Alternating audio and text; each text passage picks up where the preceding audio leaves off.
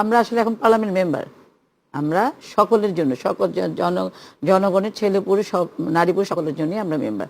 তো সেখানে অবশ্যই নারীদের কথা আমরা একটু বেশি বলার চেষ্টা করব, এই কারণেই যে পুরুষাসিত সমাজে আমরা নারীরা এমনিতে একটু নিগৃহীত অবহেলিত আছি।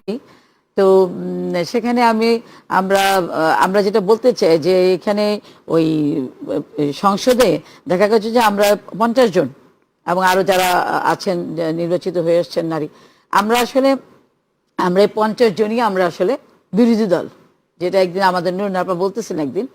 তো আসলে আমরা 50 জনই বিরোধী, অর্থাৎ আমরা পুরুষদের বিরুদ্ধে আমরা বিরোধী দল।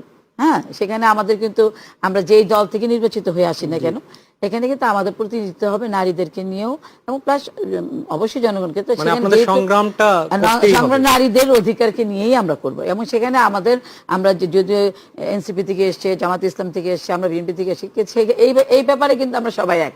হ্যাঁ, তো অবশ্যই আমরা জাতীয় সংসদে গিয়ে আমাদের অধিকারের কথা বলবো, আমাদের অধিকার প্রণয়নে, যে সেখানে যদি নারীর অধিকার প্রতিষ্ঠিত করার জন্য যে আইন প্রণয়ন করা যায়, সেখানে অবশ্যই আমরা একত্রে কথা বলবো। এবং আমরা অতীতে আমাদের দেখেন সংরক্ষিত নারী আসনে যে কথাটা আপনি বললেন, আসলে আমাদের কিন্তু এখানে আলাদা করে কাজ করার সুযোগটাও কিন্তু খুব বেশি নেই। আমরা বিগত সরকারগুলোতে আমাদের আগে যারা নারী সংরক্ষিত আসনে ছিলেন, তাদেরও কিন্তু খুব কাজ করার খুব একটা স্কোপ দেওয়া হয়নি। বিকজ আমরা যেমন আগে যেমন আমাদের নারী আসনে 30টা আসন ছিল, সেখানে কিন্তু আমাদের 2টা ডিস্ট্রিক্ট নিয়ে একটা করে নারী আসন ছিল। অর্থাৎ আমি মানিকগঞ্জ থেকে ছিলাম, মানিকগঞ্জ ঢাকা জেলা নিয়ে একটা আসন, সেখানে কিন্তু কিছু কাজ করার সুযোগ থাকে, ছিল।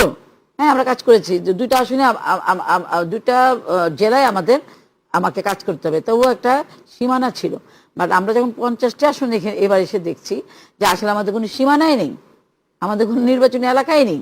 হ্যাঁ, তো এখন আমি যেমন করেছি, আমি ঢাকা 8-এর ভোটার, আমি 8 থেকে করেছি। আপা যেমন রাজবাড়ী থেকে করেছেন, উনি রাজবাড়ী। কিন্তু আসলে আমাদের এই যে আগে যে একটা সীমারেখা ছিল, সেই সীমারেখাটা এখন নাই, নির্দিষ্ট জেলা কোনো নির্দিষ্ট সীমানা নেই, তাতে